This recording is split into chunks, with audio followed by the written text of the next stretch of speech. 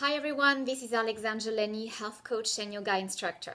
So today I'd like to address one topic that concerns everybody. It's stress. Everybody is suffering from stress. There's not one person who is immune to it. So I'd like to give you some recommendation, but before I add on supplements and herbs and advice, I would like to encourage you to actually take things down, meaning simplifying and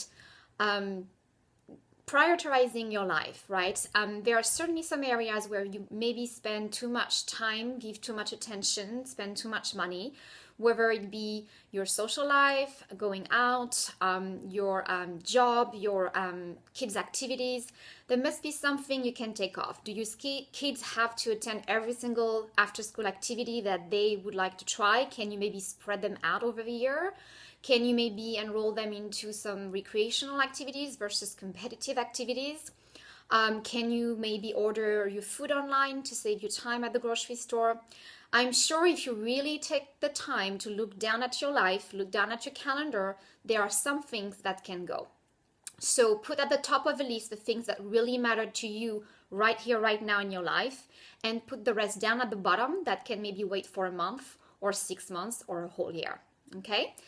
So that will be the first piece of advice: simplify and prioritize your life. The second piece is to learn to say no. You don't have to say yes to every single new job assignment, every single volunteering opportunity that you're being asked to commit.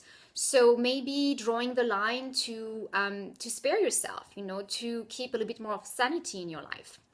And then delegate. How can you maybe trim down the chores that you have in your daily life by delegating to other people around you? Maybe some friends could babysit your child. Maybe you could say no to another opportunity. Maybe you could, maybe pay somebody to do something for you. I'm sure there are ways where you can learn to say no and delegate. Another thing as well is to write down lists so that you don't have all this clutter in your mind, and you have some lists where you can download all the chatter in your head, and as you write, maybe you see things more clearly.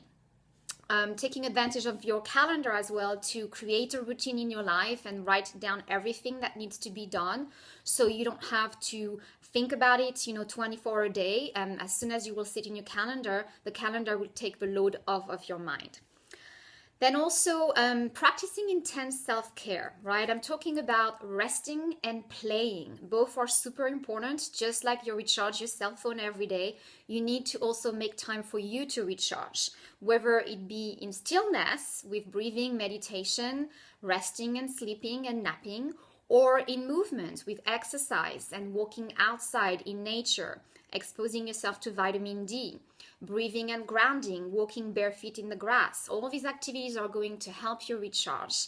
And having fun, taking the seriousness out of your adult life and doing something that makes your heart smile a little bit more often.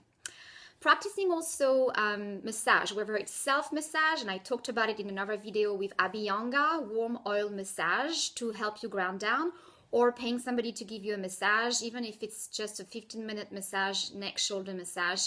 That will go a long way towards bringing the relaxation response in the body, triggering your parasympathetic system, so you're not constantly in a fight and flight mode. Your body will break at some point if you're constantly pushing and shoving, and if you're constantly in a state of alert. So allow yourself those little windows of, breathing air to recharge, rejuvenate, and enjoy something that brings pleasure to you.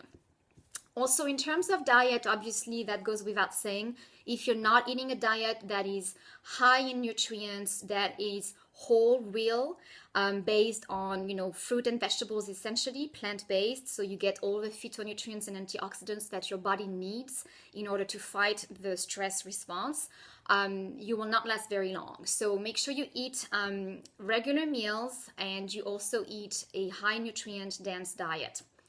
I would also encourage you to reduce your caffeine intake. If you drink coffee, try to have it never on an empty stomach, so after a meal, And in the first half of the day, any caffeine after lunch is going to hinder your sleep. You will either not fall asleep right away, or you will wake up often, or you just won't have a good quality sleep. And that also goes for some people who have a genetic predisposition to it, like I do. We can't even excrete caffeine in the forms of chocolate or green tea. So just watch out for that. If you find that over the years, your caffeine threshold is changing, it's totally normal. If you have been under enormous amount of stress and you have taxed your adrenal glands and your nervous system, your tolerance to stimulants like caffeine is going to be smaller and smaller each time. So maybe having some herbal teas that are non-caffeinated, like chamomile, peppermint, tulsi tea, which is a really good adaptogenic, which means it helps you fight stress and respond to stress better. Those type of herbal teas are going to support your nervous system and your adrenal glands, as well as also including into your regimen some supplements that are going to assist your body in managing stress better. My favorite one is magnesium. I like it in that form, powder form, and I usually recommend a teaspoon to a tablespoon around dinner time or bedtime.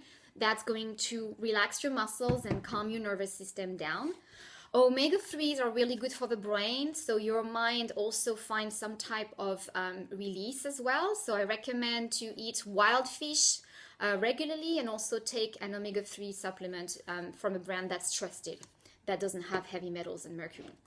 Also 2 vitamins, a B-complex vitamin and a vitamin C supplement to support your adrenal glands and your nervous system is going to go a long way towards triggering that relaxation response.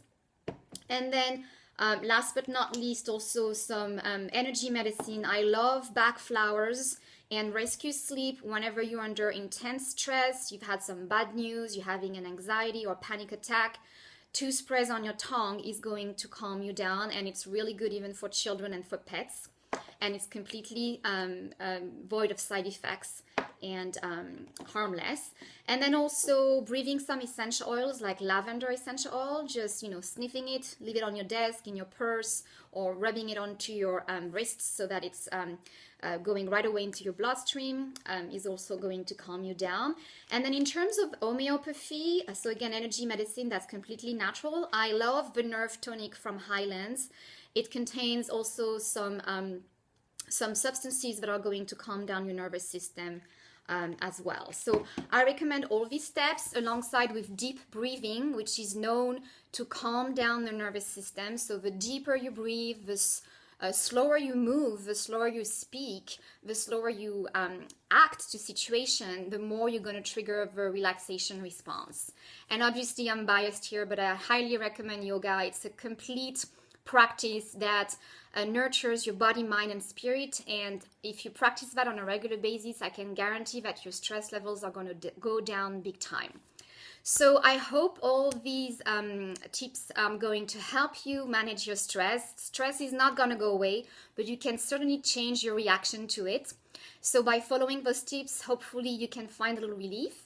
If you want to learn more, I encourage you to go on my website, alexandraleny.com, and check out my services. With my wellness program, I go through a lot of steps to help my clients with diet and lifestyle manage their stress better. If you liked this video, please click the like button. And if you want to receive them straight into your inbox, please subscribe to my YouTube channel. Thank you so much for listening. Until next time.